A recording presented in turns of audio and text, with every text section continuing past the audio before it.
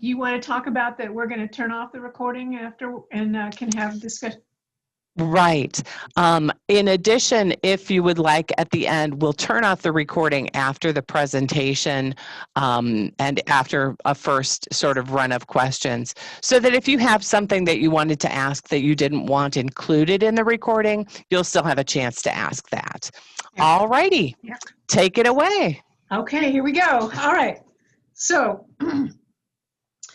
the most unfun part of the science fair is what we call the rules and guidelines. And I'm covering this because it's a mandatory part in order to participate at the district level. And since this year is a unique year in that all kids or all students that have a science fair project can go directly to the district science fair without necessarily going to a local fair, I felt like I needed to talk you through the forms because these forms are mandatory at the district level, okay? So let's talk a little bit, let's talk a little bit about the forms. They're required, and like I just said, required to participate at the district level science fair. And again, this year is a unique year because of the virtual science fair that we're having. And so everybody should plan on participating at the district level and getting their forms in. It is to assure students are working with proper safety protocols and to assure that students have sufficient oversight when dealing with risk. Now, the thing is that we tell students we want you to play with science, but there's some parts of science that aren't as safe as other parts. And so we have to talk about that and make sure that everybody's safe because we just want everybody to be safe when they're doing science. So, so we're talking about what are the adult roles. And the first one is an adult sponsor. And this would be probably your parent. Adult sponsor could be your teacher, but it's the person who helps you identify any risks with your project. There are other types of scientists, of adults that can be involved with you in the project, and one is this qualified scientist. So if you have a neighbor or something, or a teacher or somebody who's helping you with their project at their research facility, then they would need to be registered as a qualified scientist. And then also there's another one that you should be aware of. It's called the designated supervisor. And that is if you know, like your dad or your mom works at a research place and they have you working with their peer, and then there's somebody actually in the lab that isn't the doctor or the you know, the PhD or scientist, those would be a designated supervisor. The others are the review boards that have to review your project or your paperwork, your forms, if it has a certain amount of risk, okay? So the first thing we'll talk about is the adult sponsor again. They're the ones that oversee the project and they fill out one of the 3 absolutely mandatory forms, the checklist for adult sponsor, okay? That's this form right here, and we'll talk about it in just a minute. Again, the qualified scientist is required for some projects, and depending upon the risk, and or if you're at a facility, if you're doing your project at a facility, a research facility, then it requires a qualified scientist form, and we'll cover that one too. Okay, or that's just this one, and we can cover that. Again, and the designated supervisor, just to be a little more specific, animal care supervisors for vertebrate projects. So if you have a project where you have animals involved, or hazardous chemicals or devices, they would oversee it, and you would have to have a qualified scientist overseeing the supervisor and you in your project, just to understand that. Now there's an institutional review board, and there's actually people who have to review your project if, for example, humans are involved in the project, or potentially hazardous biologicals. So there's lots of ways to have more risky projects as long as you have the correct supervision and the correct risk mitigation plans, okay? And then the scientific review committee is the people at the science fair who will review your forms and approve that you've completed them, okay? So that's just some definitions. The ones that are important are the adult sponsor, right? And a qualified scientist if you need one. So what forms are required by everybody? There's 3 of them. This first one is called the checklist for the adult sponsor.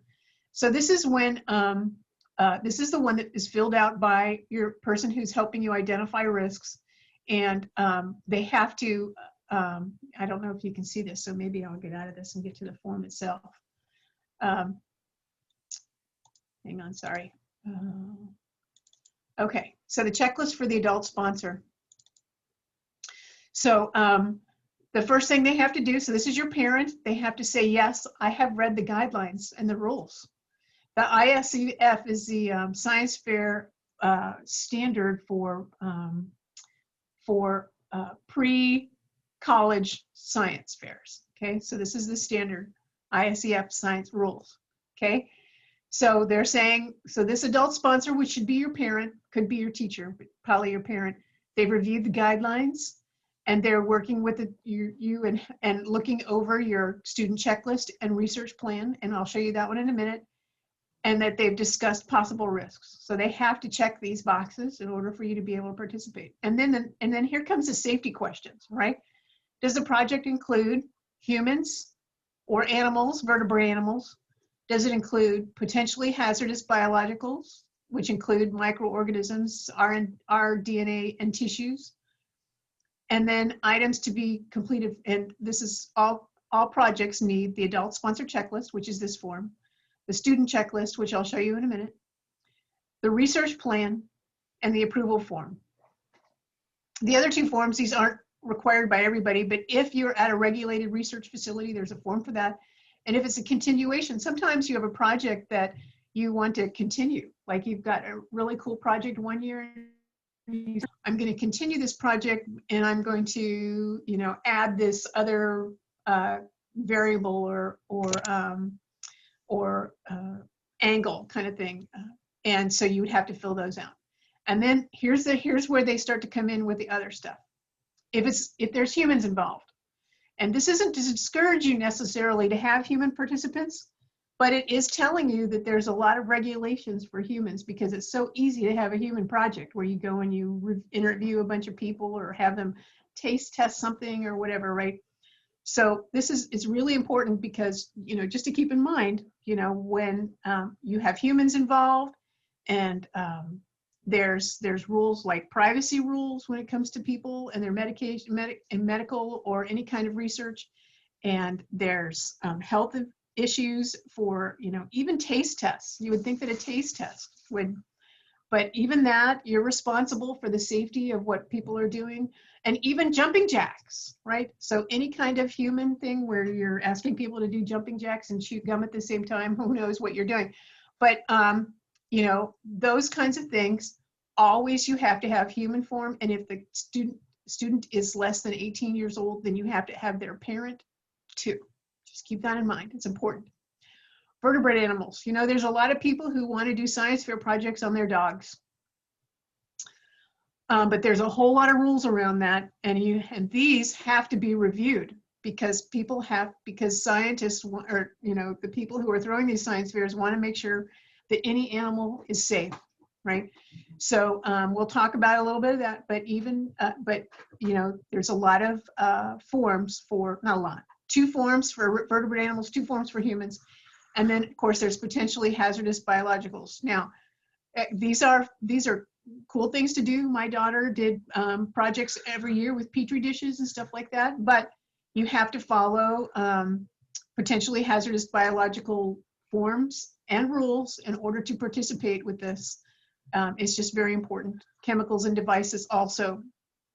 And risk for any risk, like if you're using electricity, even though it is, you know, relatively safe in the fact that you plug it in and you plug stuff in all the time, but you just have to have mitigation rules or thoughts about how you're going to mitigate any risk. Okay, so as you can see, this form is the one that's filled out by your parents, and it will help you determine which forms you fill out. And there's only 3 that everybody has to fill out. Okay. So let me get back to there's the student checklist. This is the one that you fill out, right? And what the student name is, your basic project information and school information, who your adult sponsor is, and other informations about when you actually started it and when you ended it. And that's the reason that that's important is for continuation projects for the next year, right? And then the list of all sites that are non-home or non-school sites, right? And then get your abstract, okay? The other part is the research plan, and that's what I really want to talk about today, okay? A research plan is required for all projects, and it must incorporate all relevant topics listed in the research plan. So this is really not really a form in the sense that like it's necessary to fill out. What it is it's the second page of the student checklist, and it looks like this. So let's talk about the parts of it, right? A research plan. So you must have a research plan which is written prior to the experiment, following the instructions below, detail the rationale, research question, methodology, and risk assessment of the proposed research, right? So this is just to write it all down because, you know, your adult sponsor has to read it. And if you go on to a more complex or more risky project where you have qualified scientists, they have to be able to research or read your research plan. So just write down what your question is. Remember how we talked about what your question is, or if it's an engineering project, what your design criteria is, and your methodology, how you plan to do your project, right? I'm going to, you know, if it's just growing plants, then it's just growing plants. If it's creating Petri dishes, then it's that, and you'll have to talk about what your methodology is, okay? And then it talks about changes, but and review boards, once you have, so here, I'll just read it. If changes are made during the research, such changes can be added to the original research plan as an addendum, recognizing that some changes may require returning back to your forms, right? To make sure that your forms are still correct and you still have the correct approvals for your science fair project. No additional approvals are required. The addendum serves as a project summary to explain the research. Okay, if no changes are made from the original research plan, then no project summary is required. Okay. So here's the second part of your research plan. Some studies, such as an engineering design or mathematical, will be less detailed in the initial research plan, and that's because you know, your project is more of an assembly and testing as opposed to actually dealing with research. If such changes occur, a project summary that explains what is done is required and can be appended to the original plan. Here's the things that belong in here. The rationale. The research plan project summary should include the following. The rationale. Include a brief synopsis and background that supports your research problem. Okay, just explains what you're researching a little bit. Research questions. Hypothesis, engineering goals, and expected outcomes. How is this based on the rationale above, right? So these are the two things that you need for your research plan. And then after that, describe in detail your procedures. And if it's an engineering design, then it's your assembly plan, right? Detail all the procedures and experimental design, including methods for data collection or test, if it's a design, right? And then risk and safety. And again, all these forms are mostly about identifying potential risks and creating safety precautions as needed. Also includes a data analysis, so describe the procedures you will use to analyze your data and results. And then your bibliography. Now the bibliography is very, very important. So as you are doing your research in your project and in your engineering design, keep track of your bibliography. So this is just to cover this research plan right here. And then there's more stuff if you have a human participants research or vertebrate animals or potentially hazardous, just more questions. But what's really important is that you create this top portion here. This is the second part of the student checklist form. So when you go online to get the form, you know, it looks like the student checklist, right? It's a 2-pager, student checklist and the research plan summary, right? Okay. So it seems like hard stuff, but if you just kind of keep up with it, if you put remember how when we were talking in the last one about how every time you do something, put it in your logbook, in your research logbook. It's really easy to just copy that out of there and put it in your research plan. Okay. So I'm going to quickly cover, you know, kind of the rest of the forms, just in case You, oh, and the approval form. So I said that there were 3 forms that are mandatory: the checklist for the adult sponsor, the student checklist, and that includes the second page, which is the research plan, and then the approval form.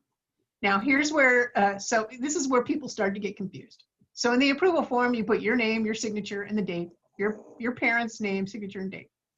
And that's all that's needed, unless you have other forms are required, like to be completed by the local science fair review board, right? So required for projects, required prior approval, right? So one of the things that's interesting is that when you have these extra risks, you'll have to go to the science review board to get approval for your project. Okay? So, and if you have a project that's any of these that I'm just about to talk about, right? Then you can contact the library, and the library can contact me, and we can help you work out whether you need prior approval and how we can get you some prior approval, because it does require science, okay? Scientists.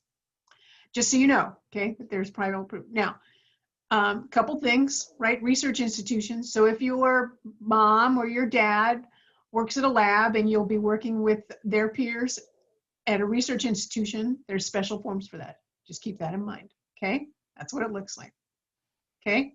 Continuation, and I think I mentioned that if you do, like my daughter, she did a 3-year study on dead zones in the water, right? In the first year, she created dead zones. In the second year, she tried to mitigate dead zones. So, so you can have multiple years, but again, it takes a form, and it looks like that. And basically what it does is it just makes sure that you're not doing the same research, and you're not bringing the same research to a science fair 2 years in a row.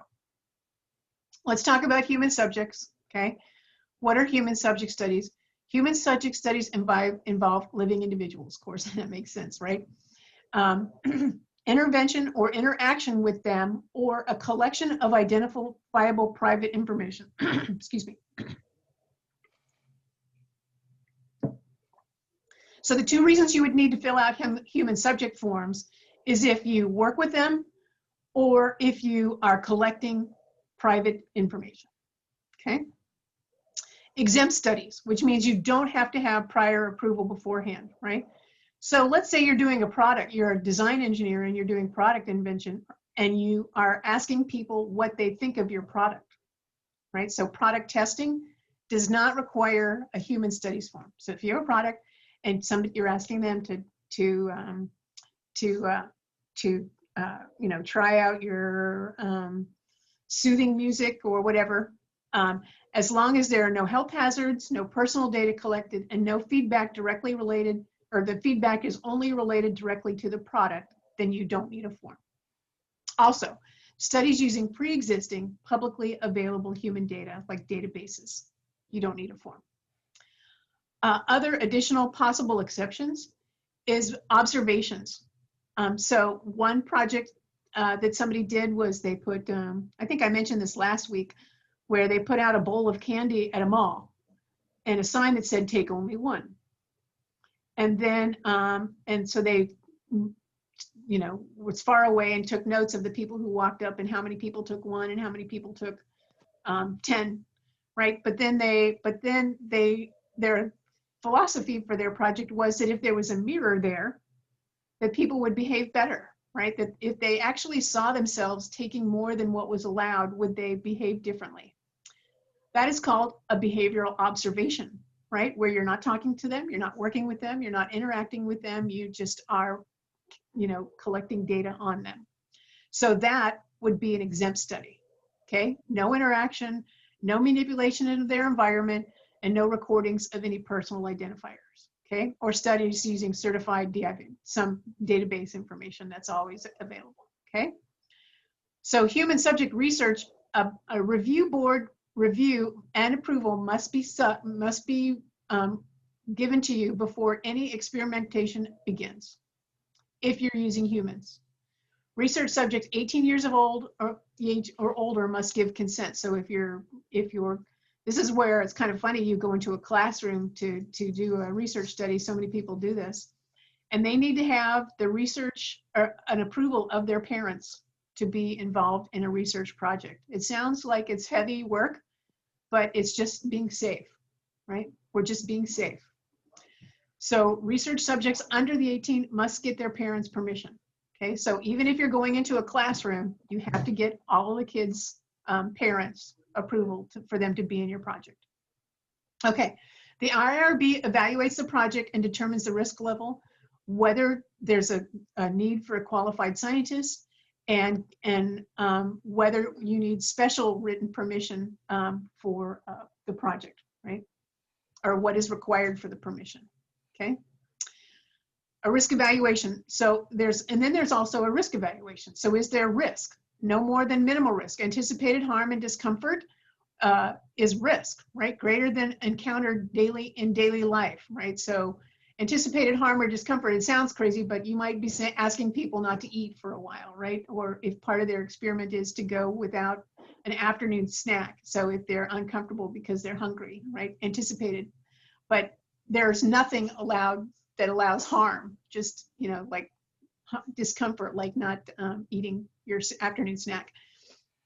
Then there's more than minimal risk, anticipated harm, you know, so it's just making definitions, but they will not allow projects where there's harm or, you know, unreasonable discomfort, include, you know, and when you say discomfort, that means like not eating food, but for an afternoon, okay? But it's so easy to start thinking about these cool projects, right? But you have to remember that some people are more easily harmed, like if you're doing jumping jacks, right? Or if you would be surprised that there are some people whose physical or psychological situation would make it so that just even some things that might be simple to you are difficult for them. So that's why these are made in, these permissions are required in advance. And I'm kind of going on about it because it's important. So many people think it's easy to put together a human project, human science fair project, but there's so much evaluation of risk that needs to be done in advance. It's just important, okay? So I'm just gonna, so there's the human participant forms, and you can see that, you just tell a little bit about it, and then the next thing you need to go right to a review board that approves it. And in the review board, we need at least 3 professionals to approve it, okay? Just to show you how important that is, okay? So the other thing you need is written informed consent to obtain by a person who's going to be involved in your project, okay? So this is just what the purpose of your project is, what the time commitment is, and you know, here's the voluntary participation, right? You basically ask your participant to to sign the permission form, and then of course you have to have permission from an adult, okay? Just letting you know that when there's humans forms, it's a little complexity. It's not impossible, but it just needs to be done because safety is important. Okay, so let's talk about vertebrate animal. Everybody thinks what a great project it would be to do a project on their dog or their fish or whatever, okay?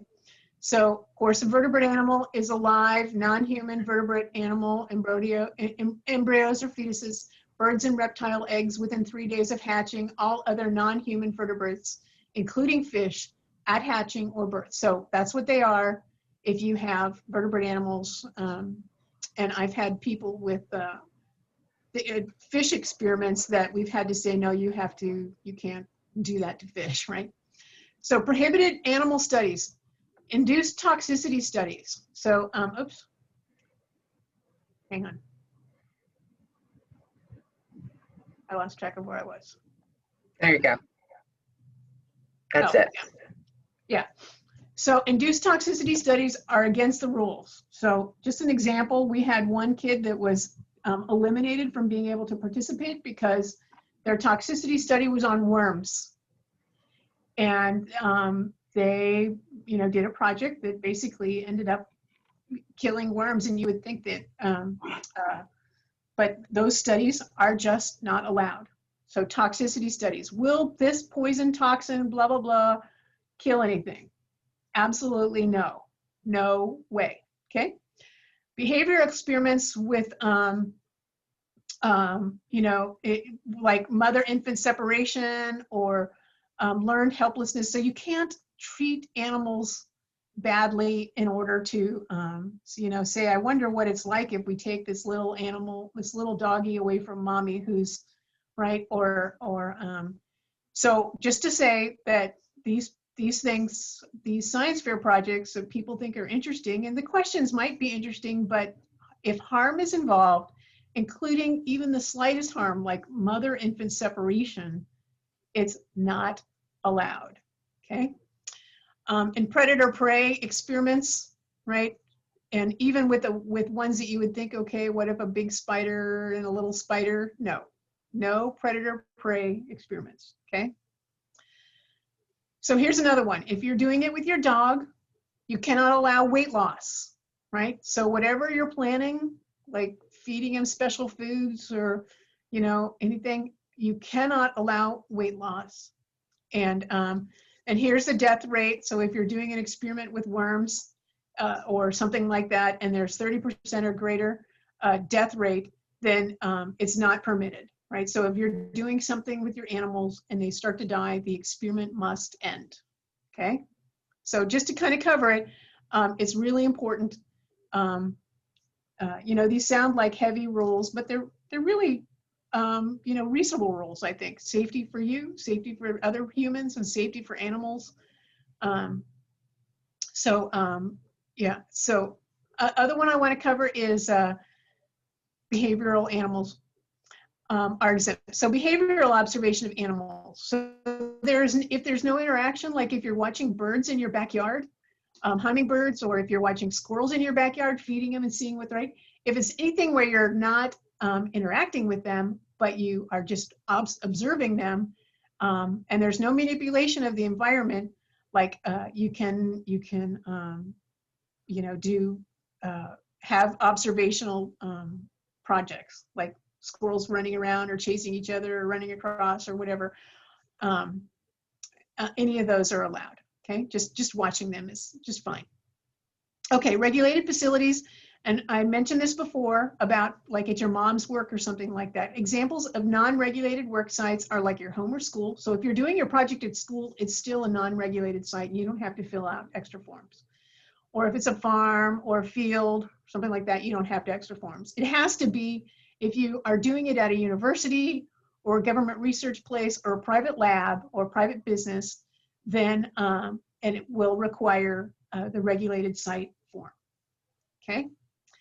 Non-regulated facility requirements. So if it's agricultural, behavioral, observation, or supplemental nutrition studies, and it's non-invasive, non-intrusive, or no negative effect on animals' health or well-being, and it still requires SRC pre-review and approval.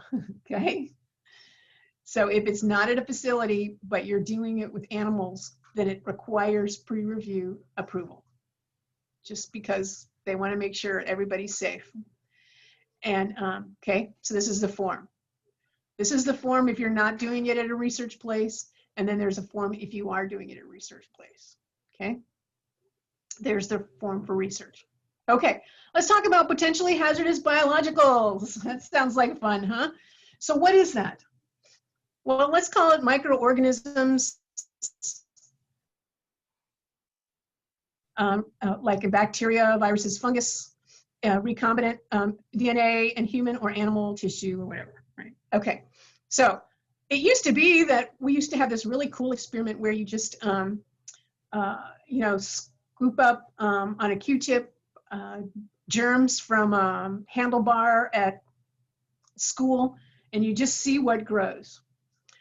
But then came along the marsavirus, and they said, nope, you cannot do those anymore. So even when you're just growing a culture from swipe off of your handle or off of your guardrails on a stairs or something like that, you still have to have scientists working with you in a lab to keep yourself safe. Okay. All studies involving potentially hazardous biologicals must have prior approval from the board. So if you want to do something, we're all in. There's some really cool studies out there. My daughter's studies on dead zones and stuff like that required pre-approval. So it's fun to do it. You just have to make sure that there's somebody watching and they're checking to make sure you're safe. Okay. Most studies are prohibited in the home, and that's like a new rule as of 3 years ago. We used to be able to grow stuff in your petri dishes in your kitchen, can't anymore. Studies to be intended to be genetically engineered bacteria with multiple antibiotic resistance are prohibited. Okay, I mean, it's cool stuff, even with the scientists. Okay, so there's a risk assessment that has to be done for all potentially hazardous. That makes sense, and it involves any risk group and the determination of the biological containment and the required expertise of adults, right?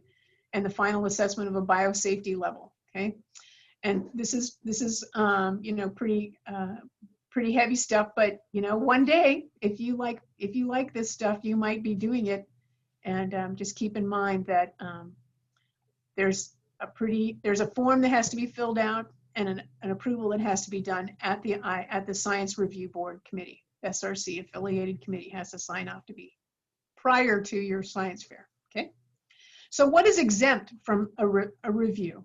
Okay, so studies using baker's or brewer's yeast, or studies using and you would have oil-eating bacteria, slime, mold, and algae-eating bacteria in natural environment.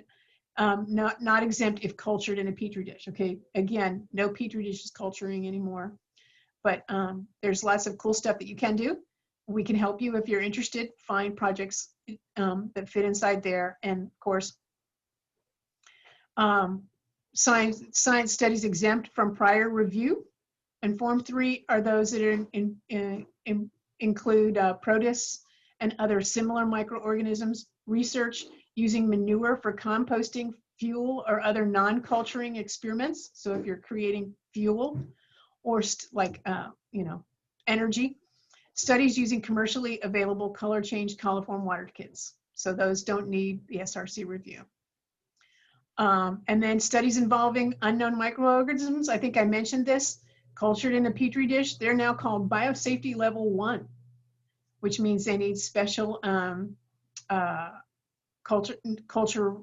special rules, safety rules, and scientists. And if you decide to open your petri dish, right, you can culture it and lock it closed. If you decide to open your petri dish, it is considered biosafety level 2, which all has, and I'm just going to scoot along to the to the next thing, which is hazardous chemicals, activities, or devices. So this includes things like electricity, equipment, chemicals. Now they have here alcohol and tobacco and firearms, but those are not allowed at the district level, or probably at the local level more than anything. Okay, but general rules: studies do not require prior review. General rules: studies do not require prior Science Review Committee review and approval. All studies require a risk assessment documented on Form 3 if there's a risk, if you're any of these, right? All others, of course, if you have controlled substances, it requires a qualified scientist, and everything else a designated supervisor. Required for all projects involving, let's say, hazardous chemicals, you'll refer to the MSDS sheets for safety and handling information. So if you're using a chemical, let's say bleach, right, it's a chemical, then you would have to refer to the MSDS sheet for safety and handling guidelines and make sure that you're adhering to those. And then you could just fill out the risk form saying that you adhere to them, and that's all you need other than your 3 forms.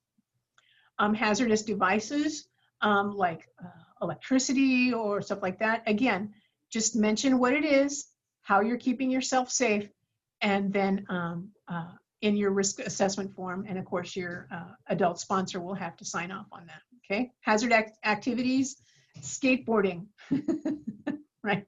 You know, I guess it's different. Anyway, here's a risk assessment form, you know, where you talk about what you're doing, how you're assessing the risks, how you're creating precautions and procedures that keep you safe, how you're disposing of anything that you're creating, and where you got your safety information, and then have it signed off by your designated scientist.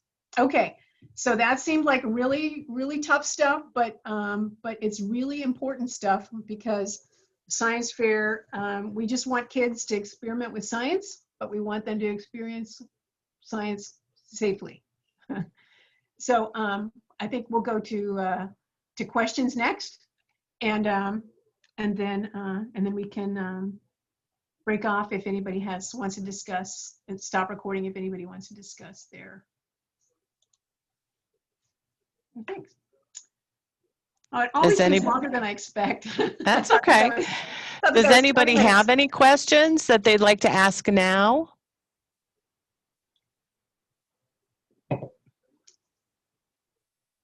No. Okay. Okay. All right. I'm going to close the recording now. We're not going to close the session yet, just in case people have something that they'd like to ask not on the recording.